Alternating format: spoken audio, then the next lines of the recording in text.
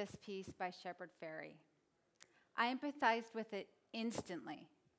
And if you haven't noticed, I'm the one with the flower.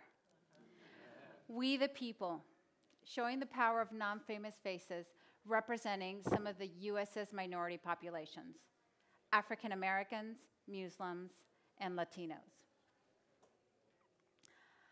I am an American and I am an immigrant. I was born in Caracas, Venezuela. When I was 8 years old, I moved to San Diego. My father did his PhD at UCSD. My father was born in a small town called Santa Maria de Pire. My grandmother had 12 children, 2 miscarriages, and a son that died when he was 3.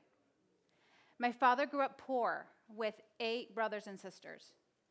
But when he was 15, he moved in with his older sister to get a better education. And most of my aunts and uncles have a college degree.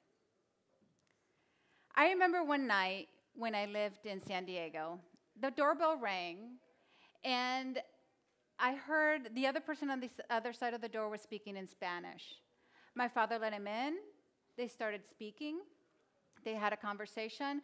My mother went into the kitchen. She started to cook. After the man ate, my father gave him a few things to take with him. I learned many years later that this individual had crossed the border from Mexico to the US. My father is a revolutionary at heart, and he taught us to be empathetic towards others, to be humble, and to treat everybody as if they were a friend. I'm an industrial designer, and designers by nature are empathetic individuals. Through empathy, we can build platforms, and through empathy, we can build platforms and help others fulfill their needs and desires. Design thinking is a creative problem solving, and it uses the framework of universal design, or human-centered design.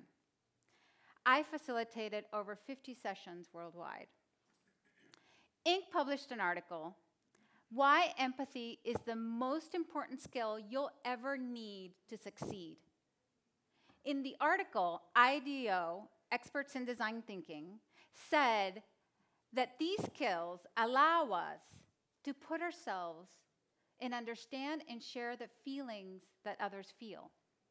Through empathy, we can put ourselves in other people's shoes and connect with how they might be feeling about a problem, circumstance, or situation.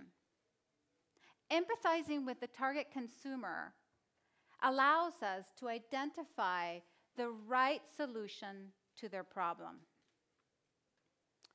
When I started my career at Procter & Gamble, and my role as a designer was to evoke passion and emotion, going beyond words, watching body language, and communicating on behalf of the consumer made me more sensitive to their needs. And this is where I started to understand my own passion and vision. As we uncovered deep consumer insights, I was able to connect it to my own life. Empathetic people are made, not born.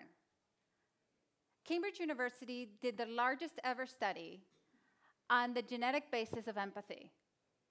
And the study suggested that just 10% of the variation between compassion and understanding comes down to our genes. So empathy can be taught.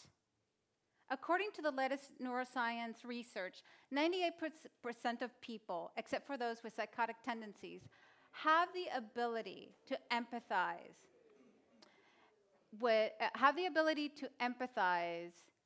wired into their brains in a built-in capacity for stepping into somebody else's shoes and understand their feelings and perspectives. The problem is that most of us don't tap into the full empathetic potential in our everyday lives. GVI runs a high-impact community and conservation programs worldwide. Their work has had an enormous impact on the well-being of communities all over the world. Their programs are developed to help their volunteers empathize and improve their prospects of career success.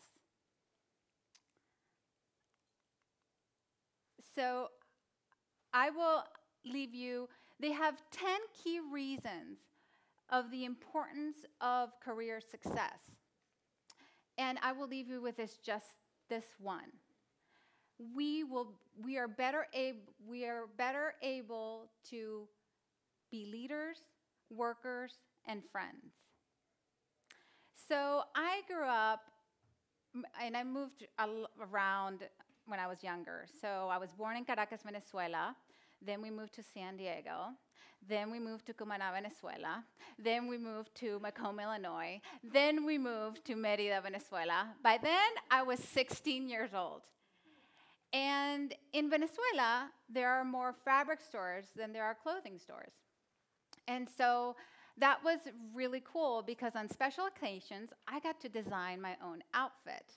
So I would sketch it out, I would give it to the seamstress, and then when I would go pick it up, it wasn't anything that I had imagined.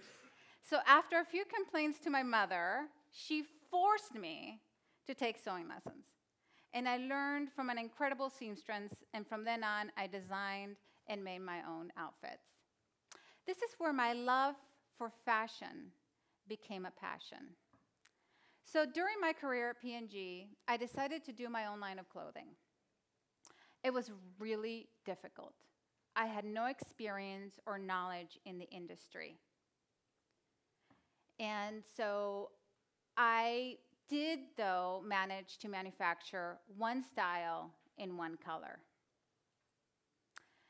So I thought that my mission was to create a line of clothing, but I failed to bring the business model to life. And I know now that it was because I was doing this for myself and not really through the lens of empathy. So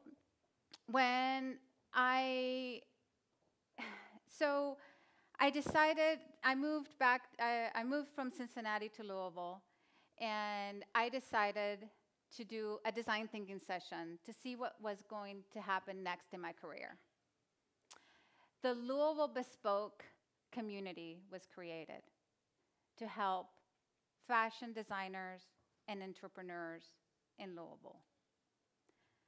Louisville Bespoke was about living the life, crafting the life, enabling the life.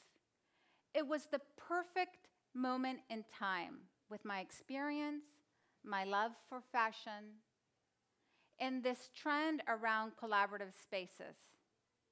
It was the perfect fusion.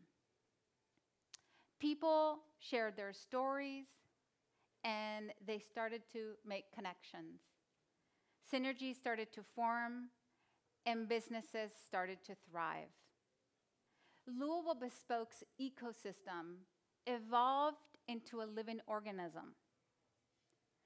The cells of the organism was the talent, the fashion designers, the bloggers, the makeup artists, the models, the photographers, the videographers, anybody who wanted to be part of the fashion movement in Louisville. Together, we created a service, product, or event. And empathy was organically designed into its business model. I had no experience in producing a fashion show prior to Louisville Bespoke. I was the one making the connections, doing the event planning, producing, marketing, managing every person and every detail. I worked with people with different backgrounds and values. I had to connect and put myself in their shoes and empathize with each of them to understand where they were coming from. The first show was a success. We had 500 people come to the west side of Louisville from all walks of life. The second show was much easier. I had built the relationships. The word started to spread. And the word started to spread. And instead of me asking people to help, help came to me. So being able to talk to each person, respect them, and celebrate them is vital to bringing the power of empathy to life. There were many times where I wanted to quit. And I asked myself, why am I doing this? But like my father, I'm a revolutionary at heart. And he taught us about respecting and trusting others, different people's beliefs, and taking the time to nurture these relationships. As you become a trusted source, you can give people a place to be themselves. Empathy feeds the soul. Now, I want you to close your eyes for a moment. And I want you to think of a person you don't get along with very well. And I want you to put yourself in their shoes. Think about what they do when they get up in the morning, what their commute looks like, what they do at work, what time do they leave work, what other jobs do they have to do after work. And now think of a situation where things didn't go as planned, and switch roles and go through the scenario.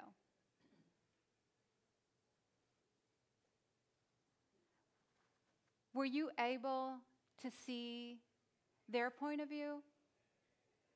You can open your eyes. Louisville Bespoke is fueled by empathy. It exists through the participation and support of the community. It's a platform that is sustained by the collaboration and courage of the talent of the individuals. So, given the tools, we can change the landscape. We can change the conversation. Put yourself in somebody else's shoes. How are you going to harness the power of empathy in your everyday life? If we all truly put ourselves in somebody else's shoes, we will have a different world.